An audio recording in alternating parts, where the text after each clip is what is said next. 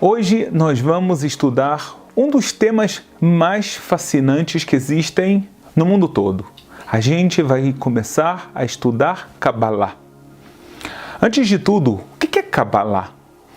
Kabbalah em hebraico significa recebimento, ou seja, aqui é uma sabedoria que foi recebida, transmitida por Deus a Moisés, a Moshe Rabbeinu, no Monte Sinai. Esse é o nome Kabbalah. Pessoal, daqui a gente já tem que aprender uma coisa. Não é Kabbalah, não existe Kabbalah. É uma palavra em hebraico, não existe em hebraico a palavra Kabbalah. A palavra é Kabbalah. Então vamos lá. O que é Kabbalah? Para isso a gente precisa fazer uma pequena introdução. Quando Moisés, Moshe Rabbeinu, a partir de agora, pessoal, Moisés é Moshe, tá? Vamos chamar como o nome que está na Bíblia em hebraico. Quando Moshe subiu no Monte Sinai e Deus falou para ele, eu vou te dar a Bíblia, eu vou te dar a Torá. Deus deu duas Bíblias, duas Torot para Moshe, uma escrita e uma oral. A escrita todos nós conhecemos, Gênesis, Êxodos, Levíticos, Números e Deuteronômio. Esses são os livros da Torá que a gente conhece escrita, mas a Torá escrita, ela é só uma parte da história, porque é impossível entender a Torá escrita sem a segunda parte, a explicação disso tudo, que é a Torá oral. Agora, quando Deus transmitiu a Torá oral para Moshe, ela também está dividida em duas partes. Uma parte é a parte revelada. A parte revelada que a gente conhece muito bem envolve livros como a Mishnah, como o Talmud, e daí saíram outros livros como a codificação de leis. O livro mais famoso é o Shulchan Aruch, a mesa posta. Essa é a parte da Torá chamada de Torá revelada.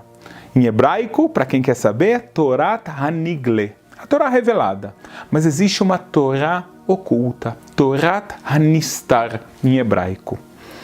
A Torá oculta é a Kabbalah. Do que trata essa parte? Ela realmente é fascinante. Por que ela é chamada de oculta?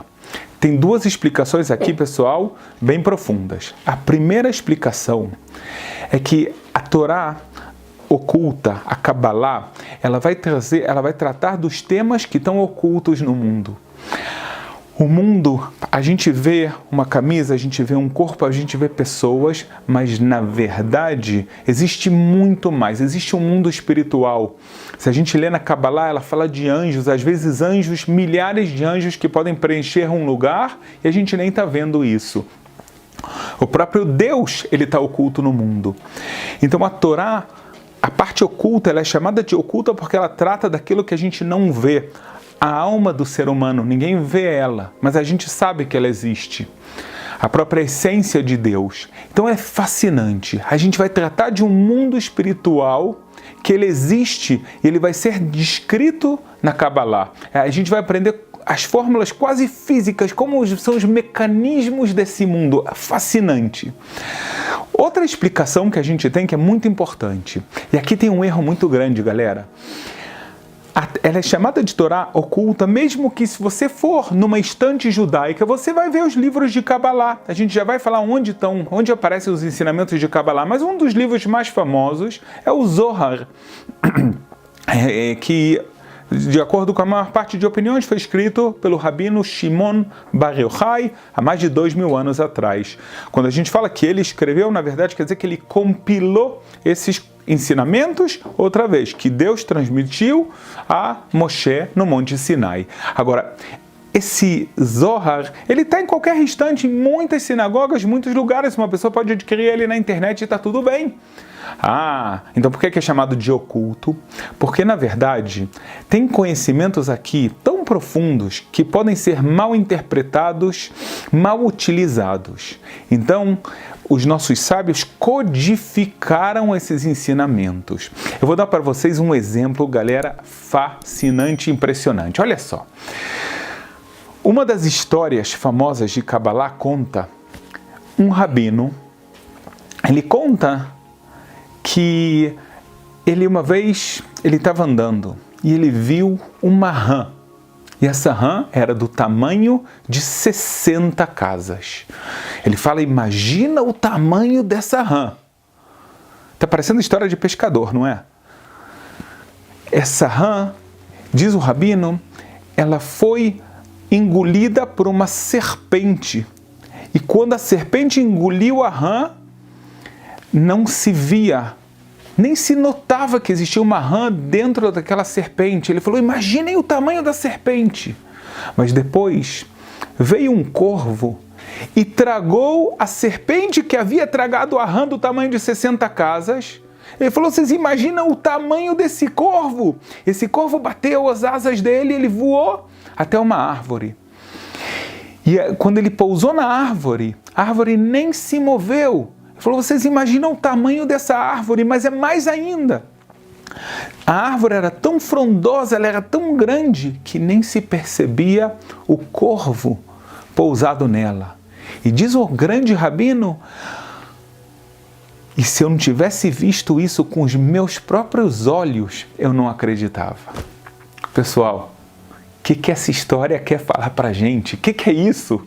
Corvo, rã do tamanho de 60 casas, alguém já viu uma árvore tão grande assim? Eu falei para vocês, a Kabbalah, ela tem codificações. Eu vou revelar agora algum desses segredos, tá bom?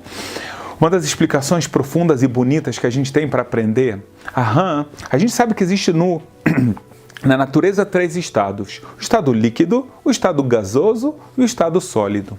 A rã, de acordo com a Kabbalah, ela está aqui representando o estado líquido, porque a rã, ela vive sempre num ambiente com líquido, com água, ela precisa estar sempre num lugar úmido por causa da pele dela, do funcionamento dela. A rã não é um alimento kosher, não é um animal kosher, perdão. Então, a rã, ela está representando aqui, prestem atenção, todo o mal espiritual que existe no mundo líquido. A rã, ela está representando aqui todo o mal que existe no estado líquido. E ela veio no tamanho de 60 casas. Por quê? Porque, de acordo com a Kabbalah, o número 60, ele representa algo completo. Existem muitos ensinamentos da Kabbalah que falam que, por exemplo, o sono é um de 60 avos da morte. A gente tem, hoje em dia quase não existe isso, mas também existem sonhos que podem ser um de 60 avos da profecia. Então o número 60 representa algo inteiro, algo completo. Então veio todo o mal do estado líquido. Depois disso veio a serpente. A serpente, que a gente sabe que ela come do pó da terra, como está no livro de Bereshit, o primeiro livro da Bíblia, da Torá, e ela veio e ela tragou a rã. Ou seja, agora eu estou juntando o mundo material, a parte física, a terra, que englobou agora 2 tipos de maus. Agora a gente está entendendo que também existe esse 60 em sua plenitude de mal.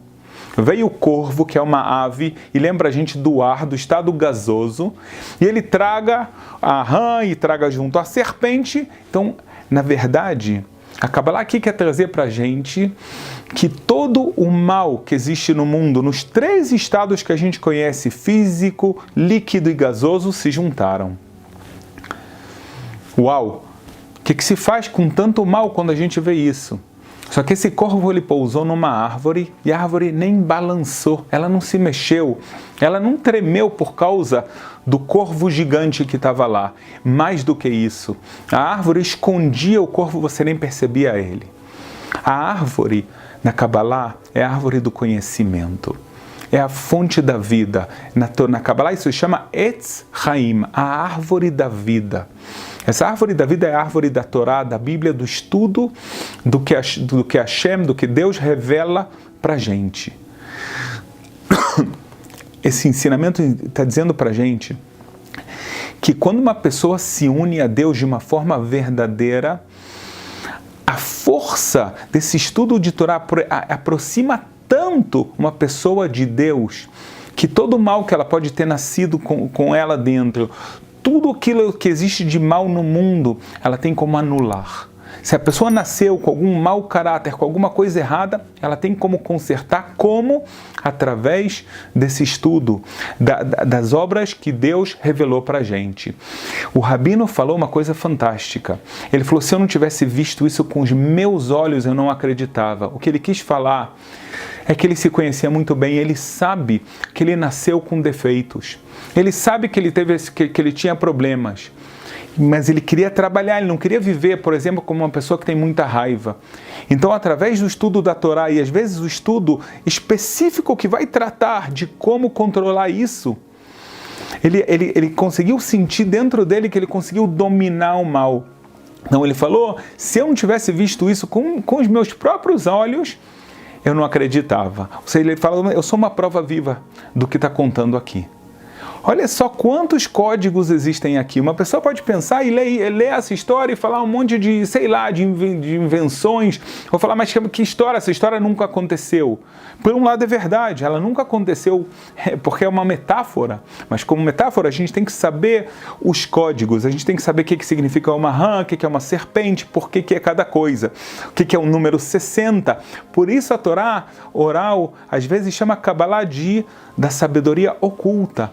Porque está oculto, está por um lado revelado, você pode ler, mas só vai entender quem conhece os códigos. Eu vou contar uma coisa muito interessante para vocês, baseado nessa história mesmo.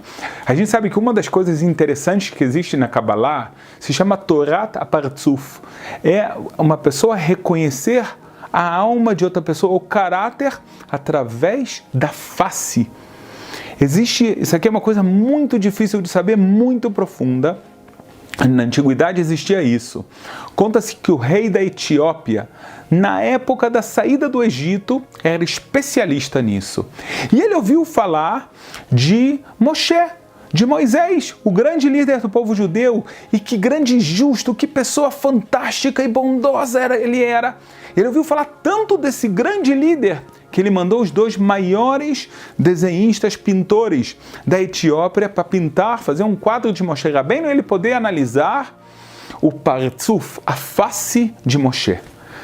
Eles vão, desenham o mais fiel que eles podem, vão no deserto, desenham, voltam para a Etiópia e o rei começa a estudar as faces de Moshe e ele fala, seus impostores, vocês merecem morrer.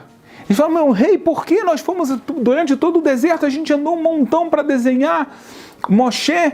Ele falou, mas isso aqui é uma farsa.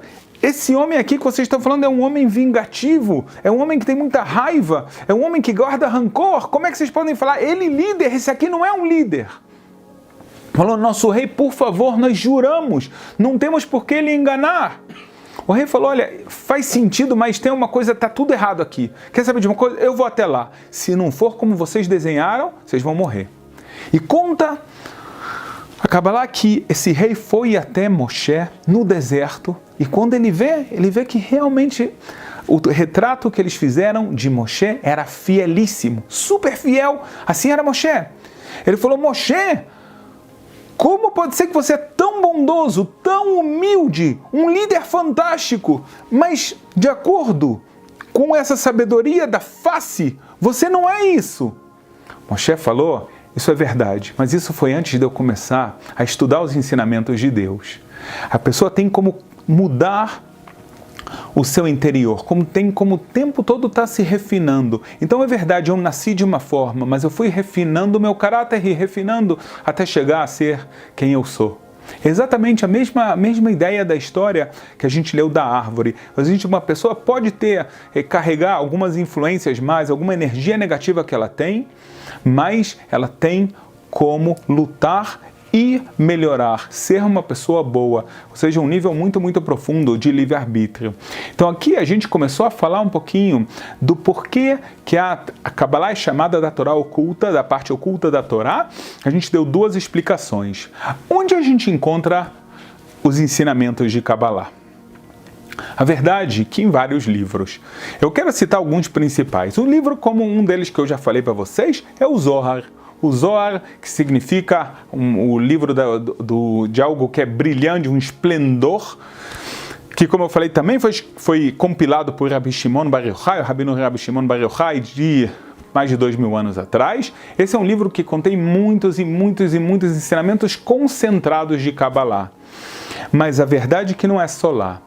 O Talmud está recheado de histórias místicas que, segundo cabalistas como o Maharal de Praga, o Rabino de Praga, o famoso Rabino de Praga, ele diz que cada segredo do Zohar, do livro do Esplendor, tem um grande cadeado para saber desvendá-lo. Ele fala que os segredos que estão no Talmud de Kabbalah precisam de 60 chaves para abrir todos os cadeados que tem neles. Então a gente está vendo que o Talmud está cheio disso também. Existem outros livros que foram escritos durante a história para explicar para a gente melhor e ser transmitida a Kabbalah. Talvez o maior rabino, o maior expoente de todos os tempos, depois de Rabbi Shimon Bar Yochai, foi o grande rabino Yitzhak Luria, conhecido como Arizal. Ele viveu há mais de 400 anos, ele viveu na cidade de Tzfat, Safed, em português, em Israel, norte de Israel, e ele revelou muitos dos segredos da Kabbalah. Ele escreveu, na verdade, ele ensinou vários livros que foram compilados por seus alunos. Um dos maiores alunos dele foi o Rabino Chaim Vital, que, se Deus quiser, a gente já vai estudar parte das obras do que ele escreveu, que ele aprendeu do grande mestre dele. Mas realmente, nesse momento, há mais de 400 anos atrás, o Arizal revelou esses grandes segredos, e existem vários livros que saíram dos ensinamentos dele, e hoje em dia, realmente, boa parte dos ensinamentos, boa parte do que a gente consegue desvendar dos segredos da Kabbalah, a gente conhece daqui.